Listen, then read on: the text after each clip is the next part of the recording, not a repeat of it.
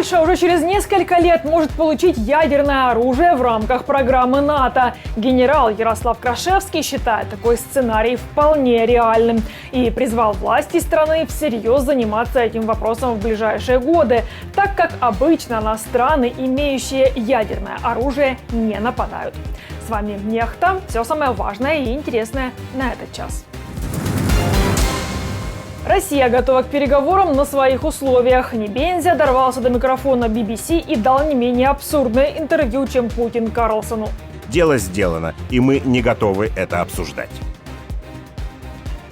Армения отказалась обеспечить неприкосновенность Путина в случае приезда в страну. Теперь Кремль просит не арестовывать диктатора по ордеру суда Гааги.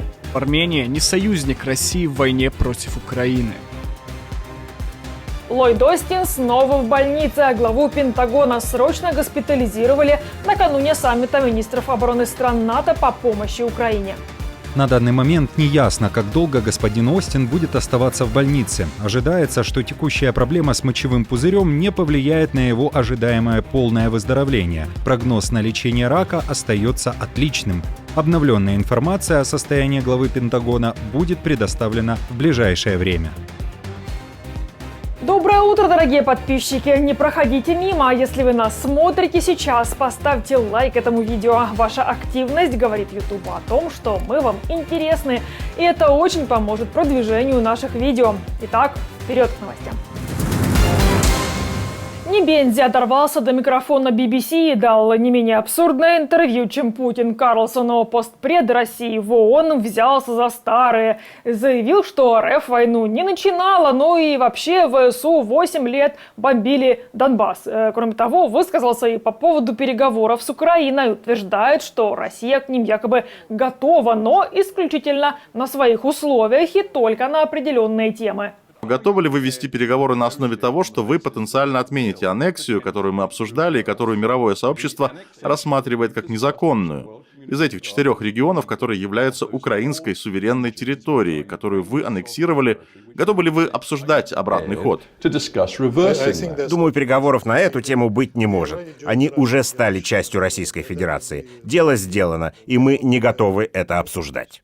Россия боится поражения, потому что боится ответственности за преступления. Так реагируют в украинском офисе президента на заявление российской стороны. Советник главы офиса президента Подоляк вновь напомнил, Украина от своих планов по деоккупации территорий не отказывалась.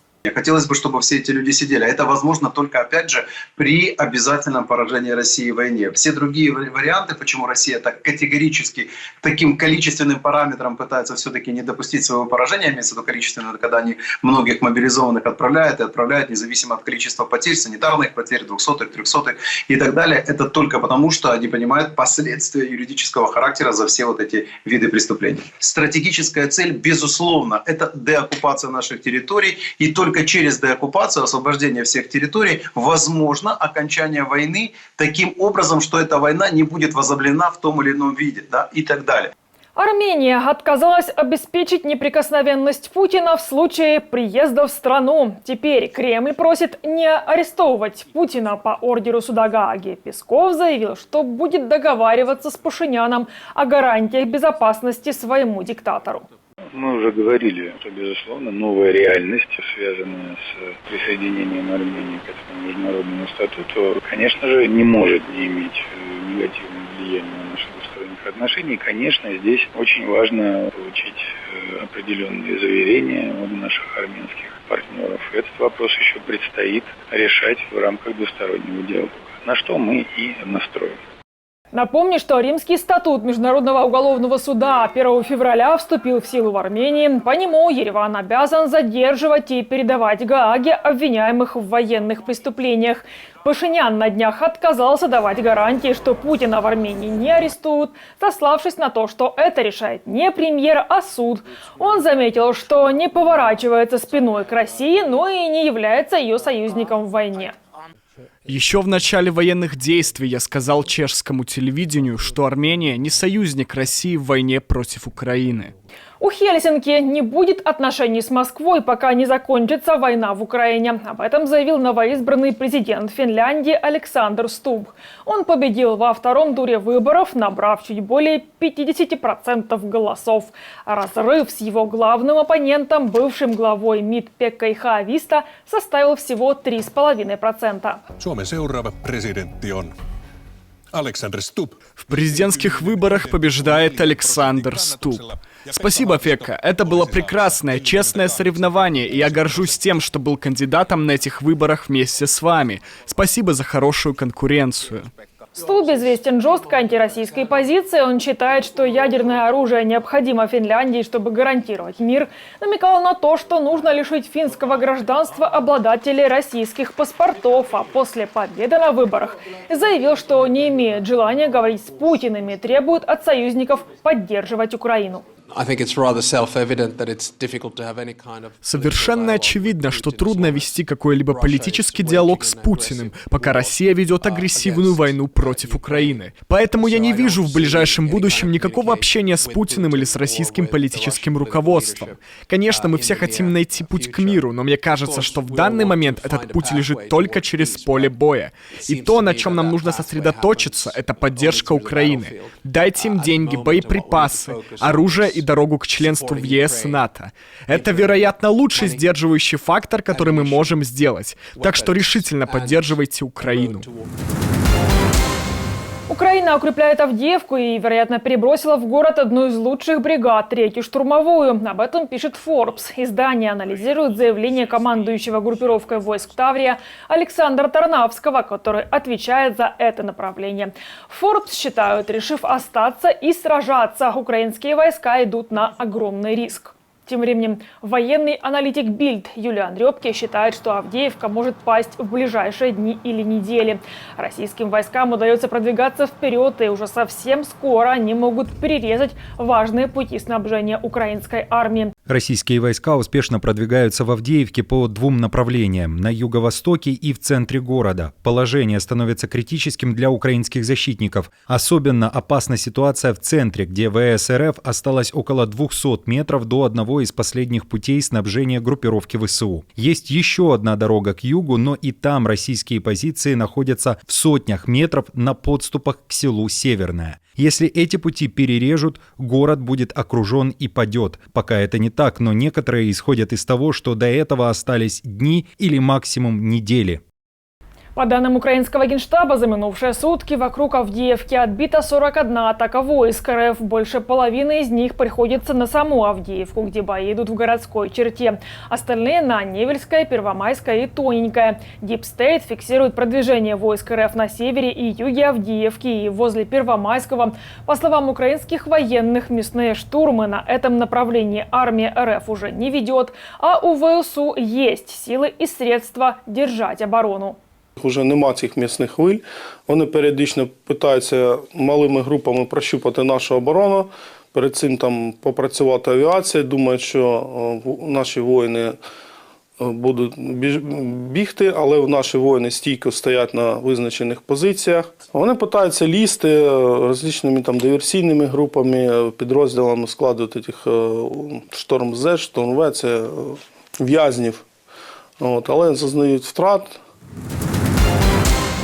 Министра обороны США Ллойда Остина экстренно госпитализировали второй раз с начала года. Глава Пентагона сейчас находится в отделении интенсивной терапии из-за проблем с мочевым пузырем. В декабре прошлого года у Остина обнаружили рак простаты. Ему провели операцию и удалили опухоль. Однако уже 1 января 2024 года его госпитализировали из-за осложнений.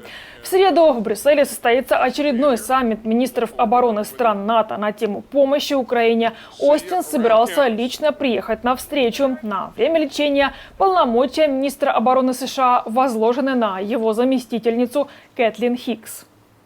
На данный момент не ясно, как долго господин Остин будет оставаться в больнице. Ожидается, что текущая проблема с мочевым пузырем не повлияет на его ожидаемое полное выздоровление. Прогноз на лечение рака остается отличным. Обновленная информация о состоянии главы Пентагона будет предоставлена в ближайшее время. В Беларуси выставили на продажу квартиру кандидатов в кандидаты. Президента Беларуси Валерия Цепкало. Информация о трешке с паркоместом в Минске появилась на сайте интернет-аукциона. Начальная цена жилья – 358 тысяч белорусских рублей. Это более 100 тысяч долларов. Цепкало покинул страну и заочно приговорен режимом к 17 годам тюрьмы.